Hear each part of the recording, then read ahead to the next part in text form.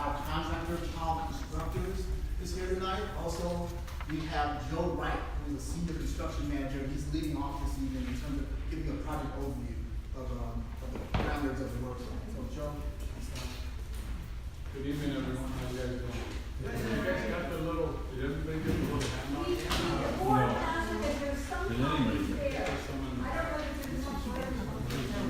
So I'm going to do a little overview here, then I'm going to turn it over to Brandon after to get some more information on scheduling and things like that. That's what we're interested in, and traffic control and stuff like that.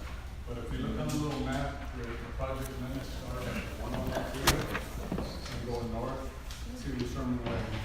We're going to be building CMU block sound walls, typical block where we split things. Typical of what you see on all sides.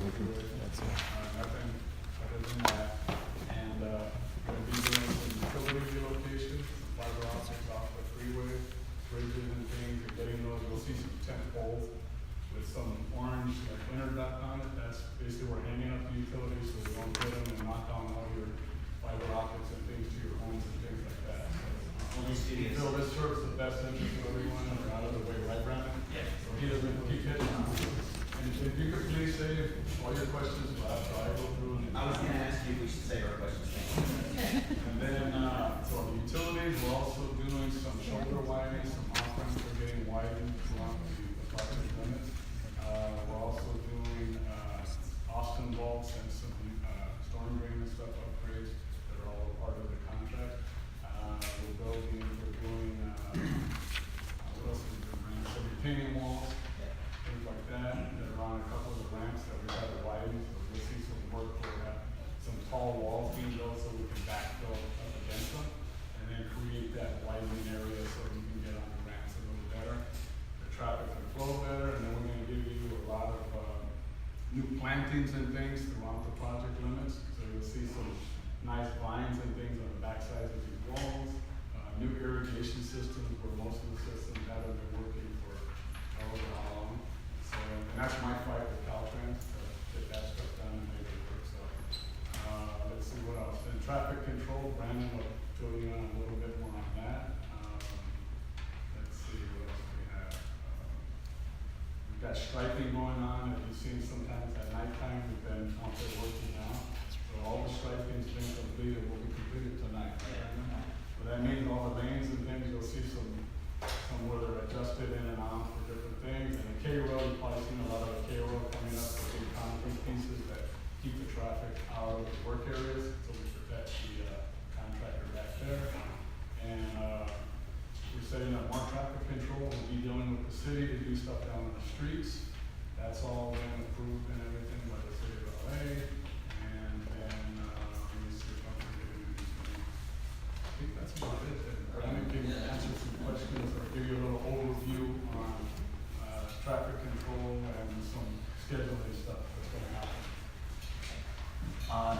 So we started, basically you guys probably seen, we started work out there probably about four months ago.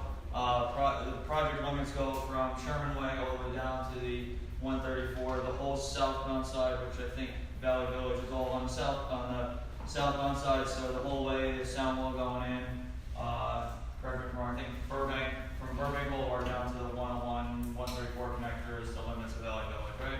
Okay, so as you guys see, we started the north end working south. We'll probably, the first two, so as we're coming down, every bridge we're coming across on the southbound side, we're widening. So I think that within Valley Village would be Burbank, Chandler, Colfax, Magnolia, and then Riverside and Congo. So probably within about 2 months, we'll start doing bridge demolition on the various streets. So we'll be doing some, that'll go on at night. That'll basically be, so you guys will start seeing some night closures. That'll only be 9 a.m. to 6 a.m. By the time you guys go to work in the morning, everything will be picked up, cleared. Before we do any of that work, there will be message boards a week in advance or so. Plus, anytime we're closing, we'll have detour signs, detouring traffic around. So that'll start occurring in about, like I said, 2 months. At that point, we'll start working Magnolia and Colfax are going to be the first two areas you'll start seeing us working out within the city streets. Because because we're gonna be redoing some of the traffic patterns, we can't work in all the areas at the same time. And also just too much of a traffic impact for everyone, so we'll be doing Magnolia and Colfax together. Like I said, that's probably about 3 months, those will take, cause we got widen the bridge, about 8 months, there's 8 to 12 months to do that work. Once those are done, we'll start going into Chandler and Burbank Boulevard, and then Riverside, that Riverside to Honda intersection, probably starting about 4 or 5 months from now, and that's gonna take that area alone. It'll probably take about a year and a half. It's kind of the most complex bridge that we're doing there because it spans all the way across.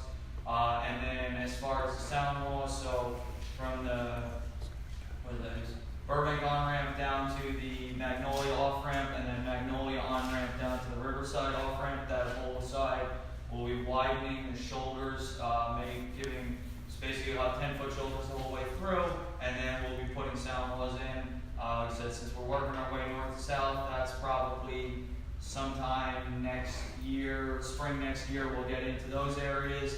And each section of that's probably about 6 to 8 months to get all that constructed at each area. So obviously they're not all going on at the same time, but we'll start starting at the northbound side, like I said.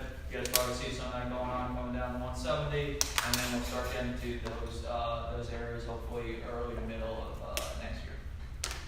Is the sound wall on both sides of the 170? We're doing the whole southbound side, and then on the northbound side from that Tahunga, I think it's Tahunga on ramp, where that's kind of right near where that Starbucks is, Tahunga up to the Magnolia off ramp. Then there's another one going in on the northbound side at the Burbank on ramp to the Oxnard off ramp, and then all the way up at the on ramp, I guess the Victory on ramp to the Sherman Way off ramp up there. So the whole southbound side, and then there's a few breaks in the northbound side. Is the breaks like where the park thing is? Or I can tell you the truth, I do not know the exact. Commercial areas, typically are just for the home and apartments and things, so yeah, most of the commercials on the northbound side. Yeah. So that's what it's. Yeah, so I think on the north of that North Hollywood Park is probably behind where that Riverside or that Tahunga Magnolia area. So we've got one there, and then like I said, next one up is from Burbank to Oxnard, and then all the way up to the north end. because like where the new NoHo project is, NoHo West, that there was no sound wall there. That's around Victory. That's at the Oxnard off ramp. No, it's the same thing. It's commercial work. They're not too concerned with the homes. So there's nothing going in at that area that we're doing. So if everything went as planned, when would the project be The completed? entire project is set to be completed in December of 2020.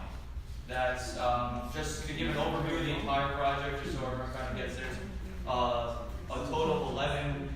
If we count each side of the bridge widening as its own thing, there's 11 bridge widenings we're doing, about 25,000 feet of sound wall, and another 2,000 feet of retaining wall. So some of the work, just obviously with that quantity of work, some of it just takes some time to do various operations, and then also with the segmentation of, for example, when we go do some work at Colfax, we can't do work at Colfax and Burbank at the same time because of the way those streets intersect. We can't adjust the striping on those without causing too much of an impact to the city and all the people driving through. So some of it has to can't go at the same time, so that drags it out a little. But the whole project's set to be done December of 2020, and then we'll be out there intermittently for about a year after that, just maintaining all the new planting that we're going to be putting in. Plant establishment, so that's. So after we finish our work, there's a year that we have maintenance in the area of just making sure all the planting that we put in takes hold, and de-weeding everything, and going through and just kind of cleaning up for the 1 year after, and then it goes back over, gets turned back over to Caltrans. And we get asked a lot about, so if you go on a lot of the sound walls, it's just a plain wall, but many of them now have a little bit of a motif, and it's different in maybe the shading of the brick or the texture of the brick, so it creates a pattern. Are we going to have any kind of pattern? The walls, the design that we have on the walls is just a standard. It's a tan color. It's called a split face block. There's no architectural designs or treatments that are on the walls whatsoever.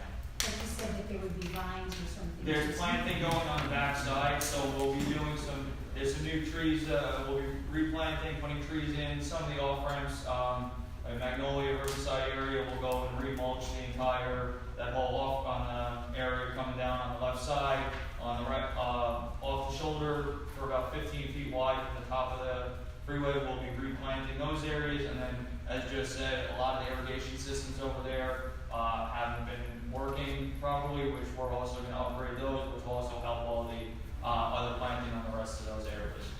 So how far down the slope are you going?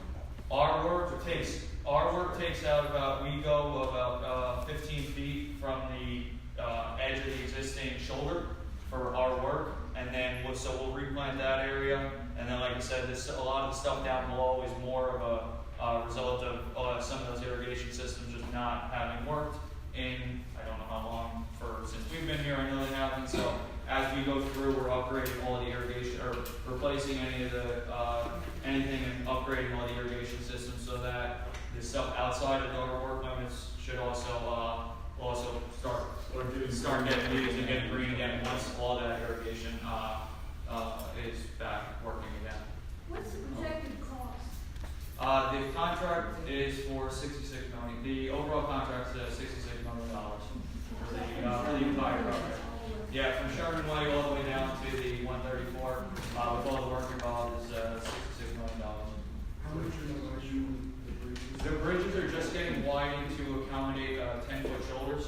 I think the existing in a lot of those areas is only about a 6-foot shoulder. I don't know when they came out, but the new federal highway standards are all 10-foot shoulders everywhere. So obviously, there's no room to widen the freeway there because the people right up against it. But it's putting in 10-foot shoulders as a safety for cars pulling over, CHP or whatever it is. So everywhere's gonna have 10-foot shoulders as we go We have to widen those to carry I have the a walk question. process. Also, we have to do this the right way. This is the part where the board asks questions. Then we'll move into public comments. So if you've got a question, just make sure you give me a speaker card before you leave because we need to make sure we have a speaker card. So just hang tight. As soon as the board's finished asking questions, we'll accept the public questions. Are the plans available online? I believe plans are public. Public records. They're public records, so yeah. Can you send them to Tony's? Yeah, we'll just have to check exactly how we have to get them, but I'm sure it's all public, it's all public works, public contracts, so they're all available. We'll look up with Wilbur. Okay. Yeah. Do you want them posted on our website or a link or something, or do you want to see them? Okay. Any other questions from the board? I hope everybody understands the scope and scale of what's happening here, and how many of us have gone gray waiting for this. Some don't, for the rest of us. But this is just huge, and we're so grateful to the city and the state for their long, fervent advocacy, and for Wilbur letting us whine for the past God knows how many years, and being patient with us, and for you guys who are making this come true. Thank you very much. I'll open it up to public questions and try to keep it to one question until we get around. Yes, ma'am. Okay. My question is, there's a walkway on the Magnolia on-ramp going south. There's a walkway right along there. Yeah. Is that going to be eliminated because you're widening it? or- No, we're not, where the sound wall starts, I believe is up the ramp a okay. little, so like that walkway, we're not Okay. touching anything at the bottom of the slopes over Talking there. about the one that goes to Oakwood School. Yeah, Yeah, and we also had That's somebody used a at lot. the National Night Out event that said that they were concerned about the lack of lighting on that. We called Oakwood, and they're checking on it. It's lit, but it may not be bright enough, so. Okay, 'cause it's and used a they've got lot. plans to improve that too, I think, when Okay, they thank get you. there. Yes, ma'am. Oh.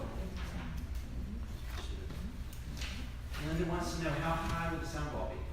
So the walls, they vary. They're from 11'4", so you'll have a barrier rail, concrete barrier rail, similar to what you see anywhere on the freeway, same as all the other sound walls. That's 3 foot tall, and then the walls stacked on top of that in various areas will range from 8'4" to 11'4". So the overall height is anywhere from 11'4" to 14'4" from the roadway to the top of the wall. And if you go to their website and look at the whole concept of sound walls, they actually have this wonderful little information tutorial thing that tells you how the sound deflects off the wall and comes away from the homes. It's really cool, and I was making a comment about Stuart Simon, our board member who passed away a couple years ago. His house is right up against 101 Freeway, and whenever you go to Stuart's house, you couldn't hear a thing, because they have a sound wall. So it will make a big difference. It really will. Wow. Any other I questions? thought I'd be dead before they. Gentlemen, thank you very much for being here. It's been And, so feel free to long. call out to us if we can help. We've got Oh, almost 1,400 about people 15 on our years. email list. We can get word out if we need. Try to do all of that in the reverse. We don't really care about it. I like your